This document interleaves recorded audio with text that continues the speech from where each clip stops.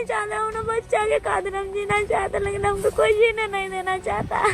इतने से गड्ढा भर दिया जाके, पुलिस वाले खम्मा बना के जैसे लोग नहीं खड़े कर दिन जाता, उस तरफ से पुलिस वाले खड़े हैं, उनसे क्या मतलब होगा? नहीं बंद होगा। हमारे भीम बाबा शक्ति दिया हमको, जीने के लिए हमको शासन दिया है, कैसे हमारा बंद होगा? मतलब बोलो, हम तो जान से खड़े हो जाएंगे। जब हमारे भीम बाबा इतना सब कुछ वो होके वो सब कुछ हुए, तो हम भी नहीं दबने वाले।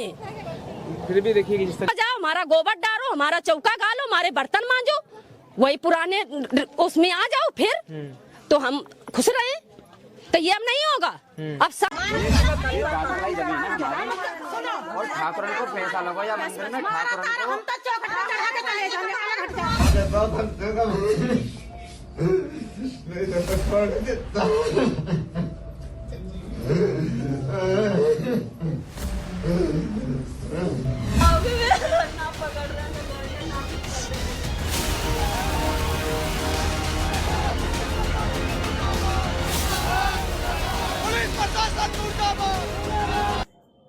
नमस्कार, मैं हूं जगत सिंह अवाना और आप देख रहे हैं सरेंडर टाइम्स।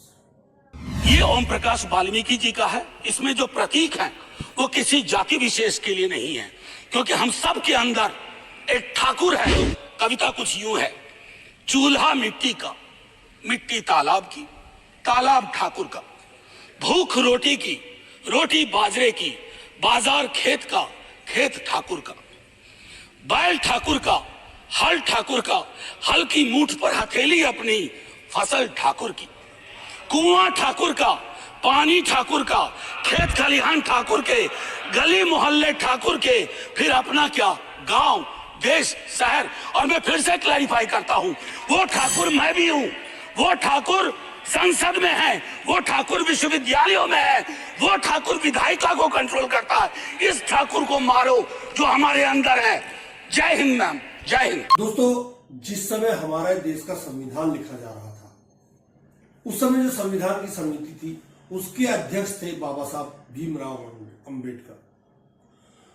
उनसे जब एक सवाल, जब संविधान लागू हुआ, उनसे एक सवाल किया गया। एक पत्रकार ने सवाल पूछा कि आपने जो संविधान लिखा है वो अच्छा है या कैसा रहेगा? तो बाबा साहब ने कहा था कि संविधान अच्छा या बुरा नहीं हो सकता, उसे लागू कौन करा रहा है और किस तरह करा रहा है, ये उस पर डिपेंड करता। यानी मैंने जो संविधान में जो लिखा है, अगर वो सब चीजें लागू करने वाली सरकारें इस देश में आई तो सबको समान अधिकार मिल जाएगा, और अगर नहीं आई तो फिर ऊंच नीच का भेदभाव हमारे समाज में इस तरह फैल जाएगा कि एक बीमारी के रूप में आपके सामने आकर खड़ा हो जाएगा। बाबा साहब की वो बातें आज भी अपने आप में एक मील का पत्थर है। बाबा साहब यही नहीं रुके। बाबा साहब ने यह भी कहा था कि कोई भी सरकार चाहे कितनी भी ताकतवर क्यों ना हो जाए, चाहे कितनी भी निर्दयी क्यों ना हो जाए, अगर उसने संविधान का उल्लंघन किया और संविधान के बारे में उसने गलत सोचा, तो जो संविधान के प्रेमी हैं, जो संविधान के को मानने वाले लोग हैं, भारत के नागरिक, वो उस सरकार का विरोध कर सकते हैं। ऐसा भी बाबा साहब ने कहा था। परंतु आज बाबा साहब की वो बातें कहीं ना कहीं ऐसा लगता है कि जैसे किसी पानी में घोलकर पी ली गई हो और उन्हें बाहर कर दिया हो, साफ कर दिया हो। बिल्कुल उन्होंने दलितों को संविधान में एक विशेष दर्जा दिया था कि दलितों पर अत्याचार होते आए हैं, और ये अत्याचार ये लोग भी मानते हैं, ब्राह्मणवादी लोग भी मानते हैं, ठाकुरवादी लोग भी मानते हैं। जब चुनाव होता है तो ये लोग मानते हैं, जब चुनाव खत्म हो जाता है तो चुनाव के बाद ये सब भूल जाते हैं। ब्राह्मणवादी लोग कहते हैं कि इनके ऊपर 5,000-8,000 साल से अत्याचार हुआ है, अब इन पर अत्याचार नहीं होना चाहिए। परंतु वही ब्राह्मणवादी लोग, वही ठाकुरवादी लोग, वही वो दबंग लोग आज अत्याचार कर रहे हैं। मैं कितने अत्याचार आपको गिनवाऊं? मैं पहले आपको एक बिहार का वीडियो दिखाता हूं। बिहार के वैशाली का ये वीडियो है। वैशाली में एक महिला ने 24 घंटे पहले एक वीडियो वायरल किया। उसने अपने वीडियो में कहा कि मुझे मेरा पति मार देगा और अगर मैं गई तो, और अगर आप मुझे बचा सकते हो तो आप मुझे बचा लीजिए। क्या 24 घंटे में वो वीडियो किसी भी पुलिस के वाले के पास नहीं पहुंचा? क्या किसी भी प्रशासनिक अधिकारी के पास नहीं पहुंचा? ऐसा हो सकता है कि आज के टाइम पे कि वो वीडियो वायरल हो गया हो और वो पुलिस वालों को या प्रशासनिक अधिकारी को ना मिले? ऐसा कभी होता तो नहीं है। उसकी हत्या हो गई, उसके पति ने उसकी हत्या कर दी, उसके बावजूद भी प्रशासन की लचर व्यवस्था, हालांकि उसको गिरफ्तार कर लिया, परंतु गिरफ्तारी क्या समाधान है? गिरफ्तारी के बाद उसका बच्चा था, वो अनाथ हो गया। उस बच्चे के परवरिश पर तलवार लटक गई। क्या सरकार उसकी परवरिश करेगी? ये दलित महिला थी, दलित ही इसका पति भी था, लेकिन ये इतनी पीड़ित थी कि और हत्या का राज भी इसके लड़के ने खोला कि पापा ने मां को मारा है।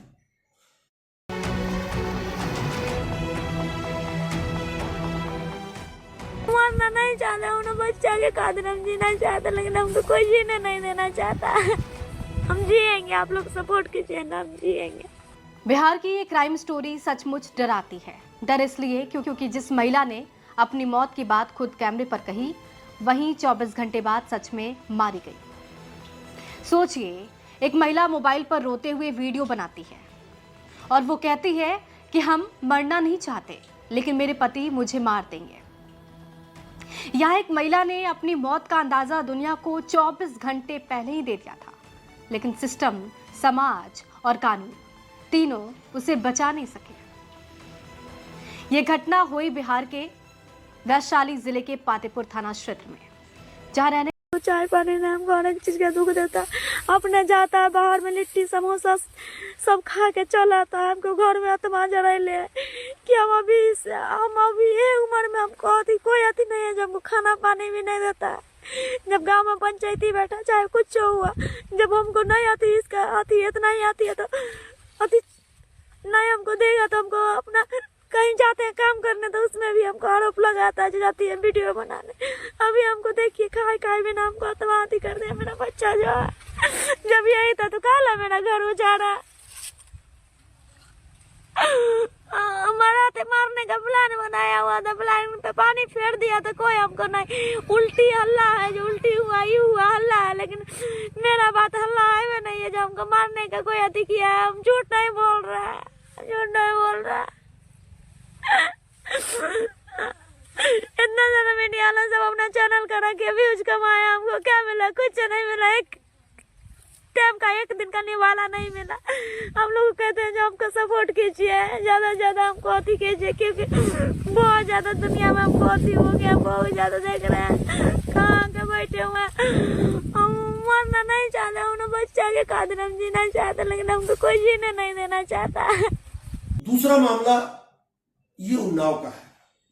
उन्नाव में अभी नगर निगम के जो चुनाव हुए थे पीछे, उसमें एक बीजेपी का ही कार्यकर्ता है, दलित बीजेपी के ही अपने प्रत्याशी के लिए, वो भी बीजेपी की है, महिला प्रत्याशी थी, उनके लिए प्रचार कर रहा था। तो जो सामने वाला प्रत्याशी था, उसने कल 2 दिन पहले उसकी जमकर पिटाई कर दी। और जमकर पिटाई का आलम यह है कि आज वो जीवन और मृत्यु के बीच में अस्पताल में झूल रहा है और आरोपियों के खिलाफ पुलिस ने अब तक कोई कार्रवाई नहीं की है, केवल तहरीर ली है, कोई कार्रवाई नहीं की है। ये उसका खुद का वो बयान सुनिए और उसकी महिलाएं जो है वो क्या बोल रही है, उनका भी सुन लीजिए।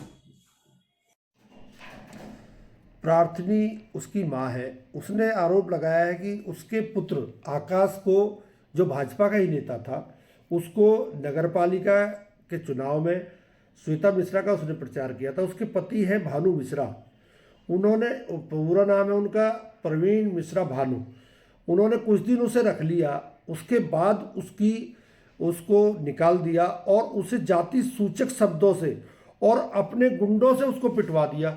और पिटवाई किस बात पे हुई कि वो जूते साफ कराता था रोज उससे। एक दिन उसने उस जूते साफ करने के लिए मना कर दिया तो उसके साथ इस तरह का अत्याचार हुआ और उसे नौकरी से निकाल दिया और वो अस्पताल में है। मेरा नाम इंडियन आकाश है। क्या मामला हुआ है, आपके साथ क्या घटना हुई? घटना ये हुई कि मैं 26 तारीख को शाम को अपने निजी कार से उन्ना आ गया था।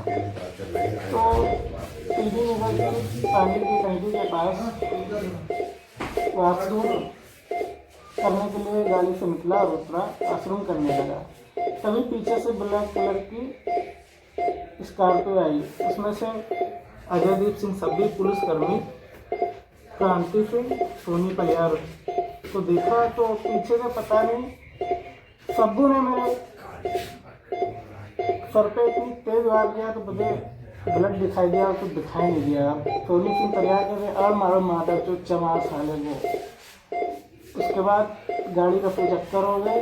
अब ध्यान देने के बाद 3 लोग और आ गया थे गाड़ी में, और जब तक ये गाड़ी से निकले वो गाड़ी 1 2 3 हो गई। फिर हमें जिला अस्पताल ले गए। जिला अस्पताल में ले गए, फिर मुझे होश नहीं था। फिर वहाँ जब टाँके लगे तो बहुत तेज मुझे पेन हुआ।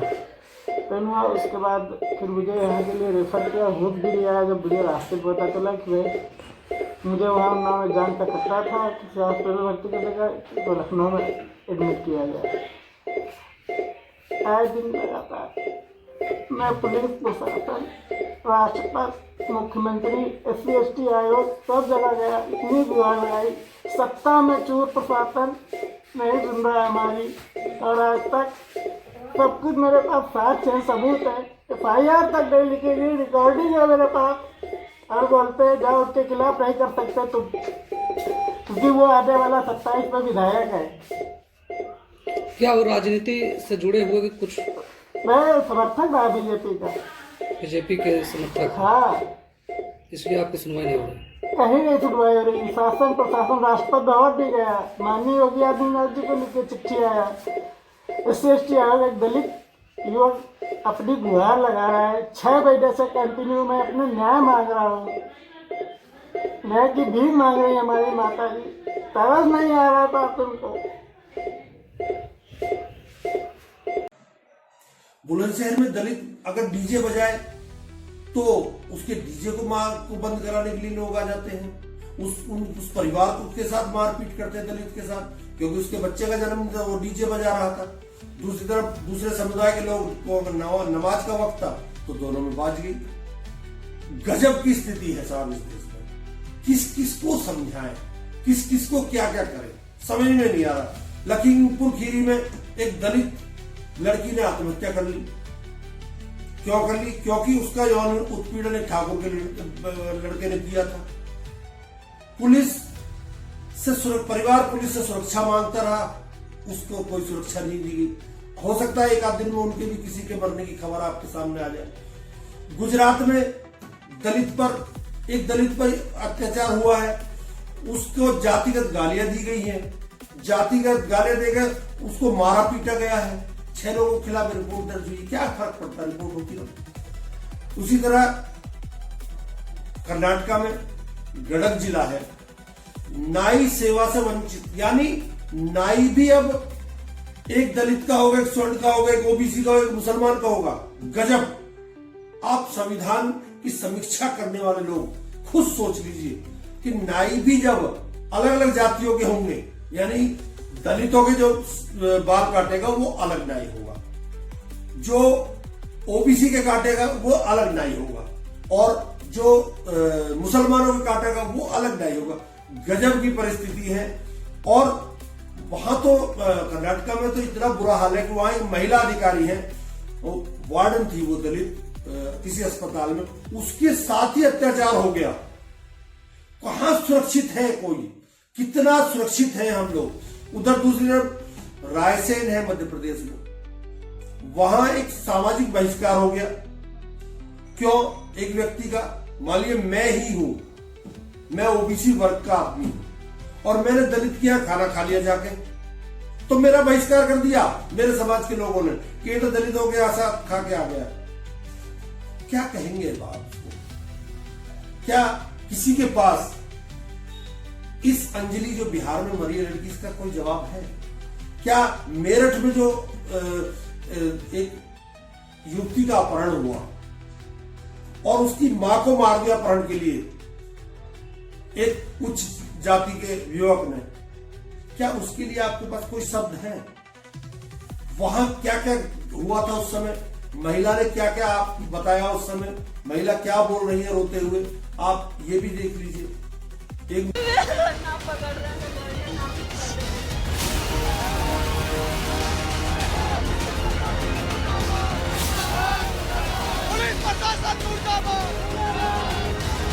बहू है, कैसे हत्या हुई? फरसा मार के? गंडा से मार। एक बार प्लीज थोड़ा बता दीजिए ना कि हम लोग कुछ भी ना कह के गई मम्मी, तो रोटी भी ना खागी थी सुबह, कुछ भी ना खागी। कैसे हत्या हुई और उसके बाद लड़की का अभी तक कोई? पापा की रोटी देने, पापा 6 बजे चले जा, मम्मी 8 बजे रोटी देने जाती, बीमार रह रही थी। हत्या कैसे हुई? गंडा से मारे कमीने ने उसने। बच्ची का कोई पता चला? अभी तक कुछ नहीं पता, पुलिस ही नहीं कुछ कर पा रही, कैसे पता लगेगा? जब ये सब हुआ उसके बाद फिर आप लोगों ने क्या किया? पुलिस की तरफ से क्या सहयोग मिला? हमने तो कुछ भी ना मिला, कह रहे अब आएगी अब आएगी, कभी 24 घंटे का टाइम, कभी 10 बजे का टाइम बढ़ाते जा रहे हैं। हमारे तो इकली थी, 3 भाई के अकेली बहन थी, शर्म ना आई उस कमीने को। अगर 2-4 आदमी सबर कर लेते, अब किसका सबर कर ले? किसने हत्या की? कौन लड़की को उठा के ले? पता ना, पारस बता रहे राजपूत। आप लोगों ने क्या किया फिर इसके बाद? रिपोर्ट करी। पुलिस से सहयोग? जब हमें क्या मिला? अभी तक तो आई है पुलिस, तो फिर रही है, क्या कर रही है? कुछ भी नहीं कर रही है। क्या इसके पीछे वजह क्या है? वजह हमें क्या, हम बेचारी जंगल जाती थी, हमें क्या पता इनकी चलती है खम्मे कहाँ, लड़की को ऐसे कह देगा यूं। हमारी मम्मी ने कही, उन्होंने मुझे कहे ना, मम्मी को गाली से बोला, लल्ली को आगे कर दी तो लल्ली के कान पे पता ना क्या कट्टा लगाया और लल्ली को पीछे बैठा ली बाइक पे। उत्तर प्रदेश के बुलंदशहर से एक ऐसी तस्वीर सामने आई है जो समाज को शर्मसार करने वाली है। जी हां, सोशल मीडिया पर एक वीडियो तेजी से वायरल हो रहा है जिसमें वाल्मीकि समुदाय की महिलाओं को कथित तौर पर मंदिर में घुसने से रोका जा रहा है। सबसे पहले उस वीडियो का एक छोटा सा हिस्सा आपको दिखाते हैं। ये ठाकुरन की संपत्ति, ये मंदिर है, ये दादा लाई जमीन है, ये दादा लाई जमीन है हमारी, ये दादा लाई जमीन है हमारी, दादा लाई है, ये दादा लाई जमीन है हमारी। और ठाकुरन को पैसा लगो या मंदिर में, ठाकुरन को, अरे पहले मेरी बात सुनिए, मैं तुम्हारी बात को जवाब दे रहा हूँ। ठाकुरन को और बामहन को तो पैसा लगो या मंदिर में, ठीक है? और ठाकुरन की है कि जमीन, ठीक है, या लिए कि दादा लाई है। तो अपने सिर पे बनवा लेते कि मंदिर नीचे चो बनवाया तुमने, अपने घर में बनवा लो, घर में धर ले माता है। ठाकुरन ने ना लिखा। केरल में एक भीड़ युवक को मार देती है, दलित युवक को, उसकी गलती ये थी कि वो भीड़ में घुस गया। क्या करोगे आप? कहां तक, कहां फैले, कहां तक जाएगी ये बीमारी?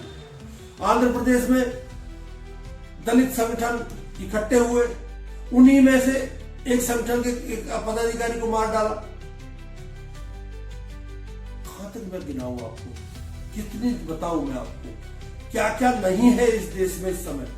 संविधान तो एकदम से खत्म ही हो गया इस देश में, संवैधानिक ताकत खत्म हो गई है।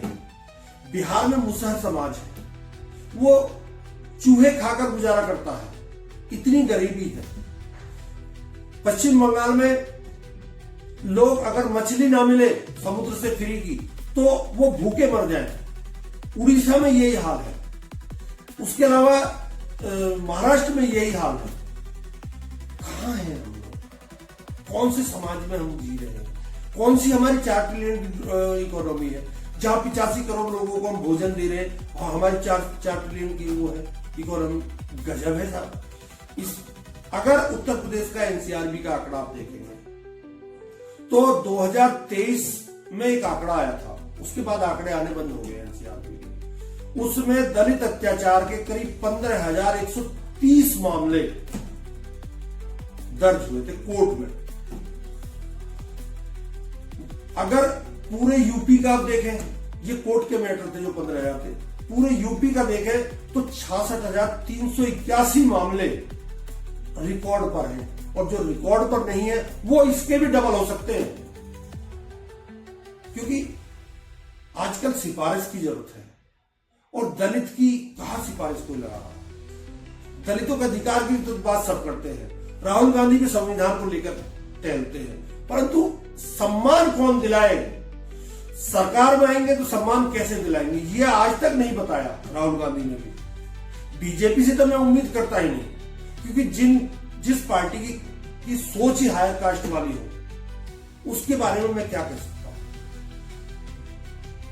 अगर अपराध पर नियंत्रण करना है, अगर अपराध में दलितों को न्याय दिलाना है, तो दलितों को, मेरा यह मानना है, तो दलितों को राजनीतिक रूप से सक्रिय होना पड़ेगा। क्योंकि अगर आप समाज को अधिकारियों के दम पर या चंद नेताओं के दम पर चाहते हैं कि आपको अधिकार मिल जाए, तो वो संभव नहीं। आपको राजनीति में जब तक आप अपनी भागीदारी, चाहे दलित हो, ओबीसी हो, स्वर्ण हो, कोई भी, जब तक राजनीति में भागीदारी नहीं होगी, आपको अधिकार किसी भी कीमत पर नहीं मिलेगा। क्योंकि जब राजनीति में आप आएंगे तो आप संविधान के बारे में सोचेंगे, आप वोटों के बारे में सोचेंगे, तो अपने आप समाज को जगाएंगे। परंतु बनना, राजनीति में बनना, लेकिन मायावती जैसा न मत बनना। हालांकि मायावती के टाइम पर दलितों पर अत्याचार उत्तर प्रदेश में कम हो गए थे, परंतु क्या हासिल हुआ उनका और क्या हसर हो गया उनका आपके सामने। मैं केवल इतना कहना चाहता हूं कि बाबा साहब के जो संविधान है, उसका अपमान इस समय आए दिन हो रहा है। उसमें जो आम आदमी के अधिकार है, उनको रोज कुचला जा रहा है। उनके जो अधिकार है, उनके ऊपर रोज कुठाराघात होता है। एक दलित पर अत्याचार इस देश में हर घंटे में हो रहा है, ये भी आंकड़े बताते हैं। एक ओबीसी पर अत्याचार इस देश में हर दूसरे दिन हो रहा है। सोचने वाली बात यह है कि अत्याचार ओबीसी पर भी होता है, परंतु उनका की कोई सुनने वाला नहीं है। दलितों के लिए कानून है, ओबीसी के लिए कोई कानून नहीं है। तो ऐसे में ओबीसी के लिए ज्यादा कहना भी मेरे ख्याल से ठीक नहीं है। परंतु मैं इतना जरूर चाहता हूं कि सरकार संविधान के तहत कार्रवाई करे, और जो दोषी है वो किसी भी जाति का हो, किसी भी समुदाय का हो, उसके खिलाफ हर हाल में कार्रवाई, सख्त कार्रवाई होनी चाहिए। नमस्कार, बहुत बहुत धन्यवाद।